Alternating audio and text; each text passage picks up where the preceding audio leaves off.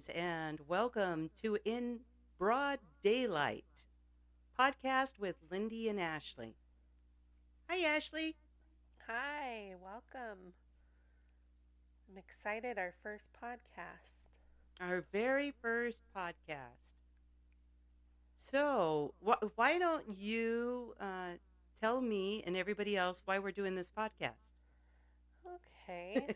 Well, I think our main goal for this podcast is to um, share some ideas and insights, some strategies to help each other and our listeners practice growth mindset, create healthy relationships, and really just to become our best selves, kind of inspire each other. I like that. I like that a lot. Yeah. So, we wanted to do a little brief bio of each one of us. Again, Ashley, you want to start us off? Sure. I'm Ashley. I'm from Southern California, born and raised. I'm 38 years old. I have three beautiful children. My husband and I have been together for 15 years. I'm a creative writer, a children's education advocate, and an entrepreneur. This last year, I spent working with a team of friends and family, and we created an interactive literacy app called Cabot Tales. We make games and stories for the iPad, and we have a YouTube channel called Cabot Tales TV. Recently, I have had some deaths in the family and some close friend. And with COVID and everything going on in the world around us with the chaos, I'm just trying to stay optimistic while navigating through these difficult times. Yeah. Yeah. Oh, well said. I loved your bio. Mine's kind of short compared to yours. So my name is Lindy, and I'm also from Southern California. Um, I am an artist, a writer, a business transition coach, a podcaster, and a YouTuber. Been a lot of things. Yeah, you're busy. Yeah, it's funny because I think, wow, what about? Well, anyway, and personally, I'm married, and my husband has Alpha One. So currently, I'm a caretaker for him. We've been dealing with this for the last 20 years.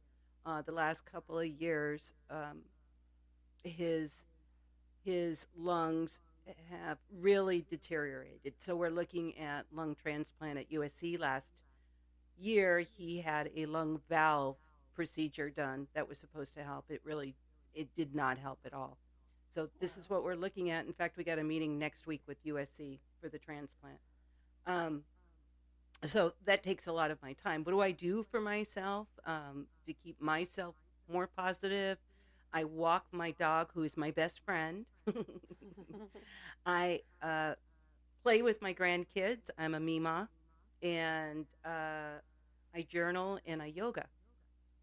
So that's pretty much. Oh, I'm 60. Yeah, I'm 60. Turned the big 60. Awesome. So we, Yeah, you're very busy. well, so are you. It's all relative, right? With three That's kids, a true. dog, and a husband, and all the things that you've got going on. Yeah, I don't think you can Yeah, right now point we've a finger shifted, at so me. everything's going on under one roof now. Yeah, yeah. A lot of moving parts. Yeah, I think we both have a lot of transitions we're getting used to. Yes. Yeah. And let's face it, COVID has been one of the biggest transitions that this world has seen collectively. Yeah. So it's turned us all. So we talked about today and we decided what we'd like to share are our thoughts about our own personal mottos for 2022 and how we are going to grow our spiritual, mental, emotional, and physical selves for this year. So let's start with our motto. Um, I'll start with mine. Mine Okay. simple motto is to inspire myself. And the thought was I know that when I'm inspired, I don't care what anybody else thinks. I get a plan and I go with it. So I want to remember to do that because much of my life I have done things for other people, what I thought that I needed to do to please them. So, and that was a huge insight. So I'm excited to inspire myself this year. That's awesome. And really do it for you. I think that's something a lot of us struggle with is worrying a lot about what other people think Yes. or being somebody we're not because we have shoes to fill. Yes. So I think while you're working this out this year, you're probably going to give a lot of feedback to us that'll help us with that as well. Thank you. Thank you. What's yours? Yeah. My motto for this year is stop, drop, and center. To Ooh. me, this means, yeah, we've talked a lot about this. You are definitely the inspiration for that. Um, so this means to not give in to our emotions before we're equipped. Um, we're going to take a minute to make sure we're in the right state of mind that makes us the most comfortable before we proceed. And usually, what's stressful situation or having to make decisions. So we're going to, I really want to practice acting, not reacting. Um, just this week, it came to me because I was just having a day. And when I'm stressed, everything feels so much bigger than it is. I blow things out of proportion because I'm letting the emotion dictate the outcome. Yeah. So, um, my husband has given me a really good piece of advice that I try to remember, and that's almost any decision never requires an immediate response. So, that could be even punishing your kids, Uh, of course, in the moment, you might be so upset that, they broke your vase or something. But if I take a minute, I don't react to it, I sit with it, and I think the outcome ends up being a lot different. So, stop, drop, and center allows us to take a step back, check our emotions, gather all the information, and get a clear understanding of how we feel. When we decide to act, it will be done in a more thoughtful manner, and we can feel good about that. I like that. I really, really like that. Yeah. It's easier said than done. Well, that is true, and that's why I think it literally has to be like, the stop, drop, and center, like, those not fire drills. I guess you don't stop. Yeah, stop, drop, and roll. Is that where it comes from? Fire drills. Yes, it is. If you're on fire, and literally, if you're upset, you could You're feel on like you're fire. on fire. Yeah. So you have to stop. You have to kind of let it go almost. Where that's the drop to me would be like, okay, step away from it. Yes. Stop, walk away, and then center. Like, Yes. to really do what you got to do to calm down, and then come back to it, think about it, look at it from every angle, Yeah. and then go back into it. And I think, it's if you are honest about it and let the people around you know why you're taking the time to not react or give them an answer right away, I think they're going to have a better understanding, and they might go along with it. They might really respect that. Oh, of I know course. my husband does. I think whenever we come from an emotional state, an upset emotional state, it triggers defense in other people immediately. Absolutely. So I think that's awesome. It's kind of like Yeah. a safe thing. Stop, drop, and center. Yeah, and it really, I mean, for me, I look at things and I go, wow, it wasn't as big as I thought it was. Why did I get so mad? Or, Yeah. and I could really analyze that, and I can look at myself and what triggered me to really, that saying, don't cry over spilled milk. Well, I'm crying about it all the time. But why? It's not that big of a deal. And you learn to like actually gauge, does this elicit that kind of reaction to you? And, to get a good, because to me, I'm so quick to, I don't want to say anger, but to erupt, to react. Um, and maybe it's just out of shock, you're like, And then you step back and you go, oh, wow, okay, it wasn't that big of a deal. But it was like two very, on the scale of things, two very different res- uh, responses are happening or should happen, but I'm going 0 to 100 on both when one maybe is only a 20. So, have you been working with yourself with this, with your new motto? I am trying, yeah. Um, And what has worked so far? I mean, does literally saying, I get how that would work. Does it always work? Have you noticed, have you tried anything else with it? I think for me, talking talking it through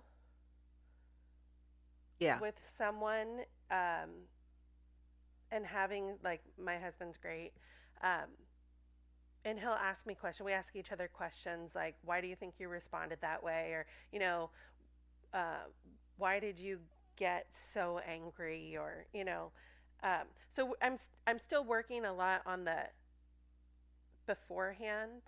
Yeah, that's the part I'm really curious about.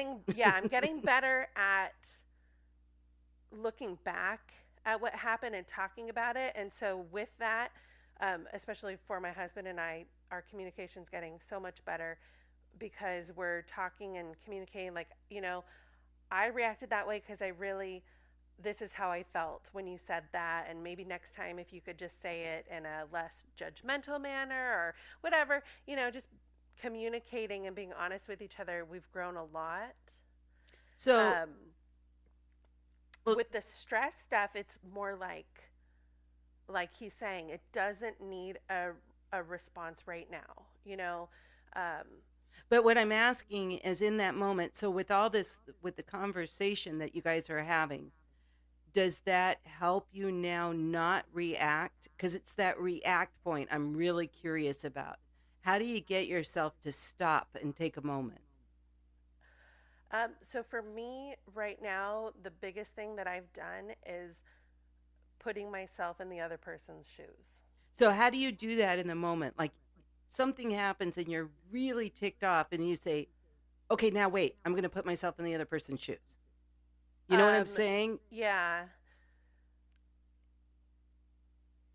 So it's kind of like understanding you don't see every part of the human being, you don't see their whole day. So somebody could be really ticked off because of something that happened earlier. So for me, it's like, okay, don't take this personally. Uh, And you're immediately able to start with those kinds of thoughts. I'm working on it. So not always. And I think definitely with like my kids right now are stuck in quarantine and things are really tough for them. They're Yeah. away from their friends. They're bored out of their minds. And so, we're all dealing with that. And my patience is getting shorter and shorter. And I'm having to remember that, right now they're going through a really tough time. So I'm giving them grace, and it doesn't mean that they get away with things. So I still come back to address it, but instead of blowing up and saying, "Why didn't you finish your homework?"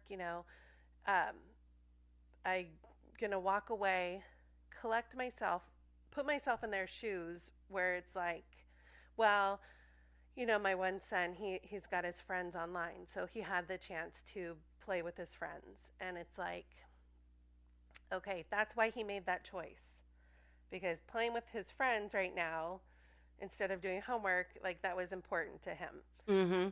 So I get it and I understand. I remember being a kid too. And so to be able to kind of understand um, and then go back and then have that conversation with him about responsibility and um, getting his prioritizing, getting his stuff done before he does things like that, or even just asking permission first, right? Work it out with me and dad, and we'll go from there. So I'm able to come at these things a little bit more clearly, So you um, are so getting that I'm not better at that hurting him. response. Right, right. And Because I don't want to hurt. I think a lot of times when we react out of emotion, there's a lot of hurt feelings that come away from that. And Well, for sure, Ashley, you're getting a lot of practice. yeah. And I think it's awesome that this is one of your focuses Yeah. because, So, eventually things will change. I don't think that's ever going to go back to the way we used to know it. It's definitely going to be different, but and in that difference, you're only improving. That's awesome. right. Yeah, And do that's you really cool. have any I think there's a lot of different ways to stop, drop, and center. I think there's different strategies, and they're not always going to work the same, or, we fizzle out of one strategy and need something new to remind us, hey, we're working on this. Um, do you ever practice stop, drop, and center, and what do you do? I haven't been using the word stop, drop, and center because actually, that's that's such a great phrase. If you can remember to say that to yourself in that moment when you're about ready to blow, that's the battle right there. Right. Um, Taking that pause. exactly. A lot of what you just said, though, I do. I take a breath and I'll put myself in the other person's shoes. I back up. I think about the times we're going through right now. Um, because I do the same thing. Once I get on my pony and I'm charging off, that's all I can see unless I do stop and drop and center. Yeah. So, yeah. And I'm always looking for new ways, like you said. The stop, drop, and center can work this year, but you might need a new safe word next year. Right. And with me, once I figure something out, it becomes kind of old hat. I'm always trying to figure out something new. Yeah. And I think, I mean, the words are the words. It's the practice of actually Yes. stepping Yep. away, removing yourself from the situation. So, like my husband and I, when we have arguments, it's almost like we're just very in tune with each other right now. Um, we just know. No, we're going to walk away from each other. We're going to Mm-hmm. go do our thinking. We're going to put ourselves in timeout, whatever it is, before we even engage in the discussion. Now, it doesn't always happen that way. Um, but I think we definitely have practiced that more in the last 2 years, being in such, there's no break, there's no getting away from each other for a long period of time. Um, so in those moments where, we're getting on each other's nerves, or really what it's done for us by instantly walking away from the situation, um, a lot of times we'll come back and realize are wrong. Mm-hmm. And that's more what I think we're looking for, is not to point out other people's flaws, is to see how we can come away from this being better ourselves. Well, some of what I'm hearing, correct me if I'm wrong, because of the discussions and because of the experience on the other end of the emotional outburst, so to speak, it's kind of leveling out because it's easier to think about since you think about the end result more, since you are focusing on it, since you are having conversations. Is Right. is that a fair statement? Right, definitely. And I Okay. think it's all about getting yourself calm first. So whatever you do to get calm, um, and that's part of the centering, right? That's going and getting clarity, letting go of that emotion and seeing it through your own true um, self's eyes. So So I that's know a you meditate, great. you do yoga, you Yeah. walk. Yeah, but that is another thing and I was kind of thinking about it, but you hit it right on the head is to even pre-pave the way before that situation happens is probably the key because yeah, yoga has helped me tremendously in meditation and journaling because I have more of a Yeah. but you with the kids and everything going at the same time, it's not as easy to have it, you have a lot more moving parts going. I can control mine a little bit. My Yeah, dog but I gets think we upset. all we all have to find what we do. Like I might cook. I might go, and the kitchen's my time and I kind of just sit there with my thoughts while I'm cooking, or I, can sneak away and come read or write in my room. Um, so whatever it Gardening. is, we all have stuff we can escape to. Hmm. And I think the point is you communicate with the other person and say, look, I'm going to walk away here. Um, it doesn't mean that this isn't worth discussing. I need to calm down. I need to go think clearly, and then let's come back.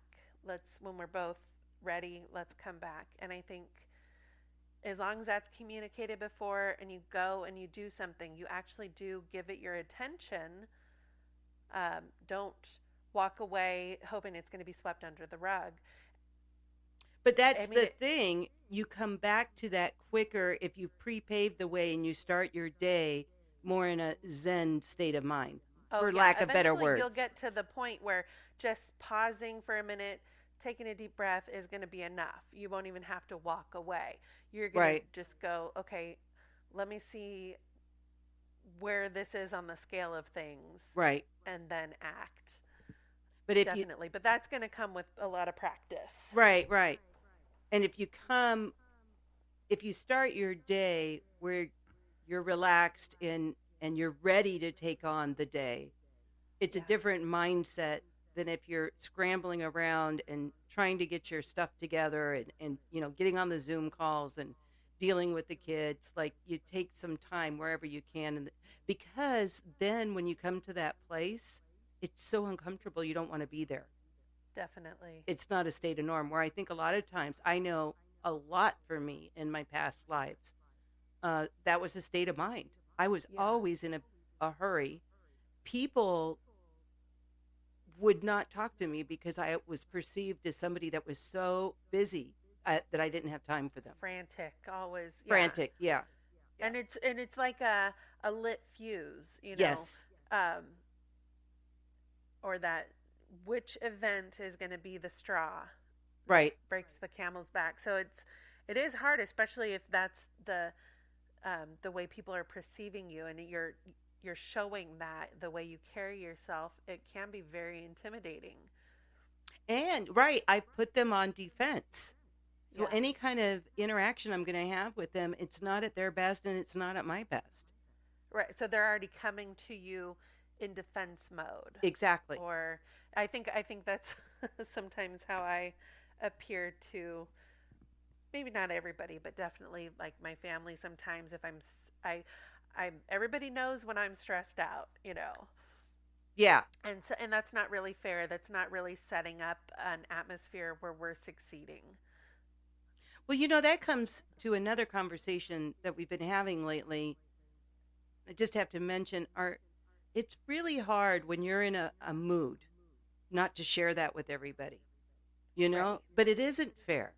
We're under the influence of whatever mood it is. It doesn't bring out the best in us. And I've complained a lot about it from other people. And I started looking at myself, mm, maybe you ought to look at yourself, Lindy. When you can clear it up within yourself, then you can whine about other people. Right. But I think it's Right. really important that before we go out, well, I had a discussion with a friend and she says, why didn't you call?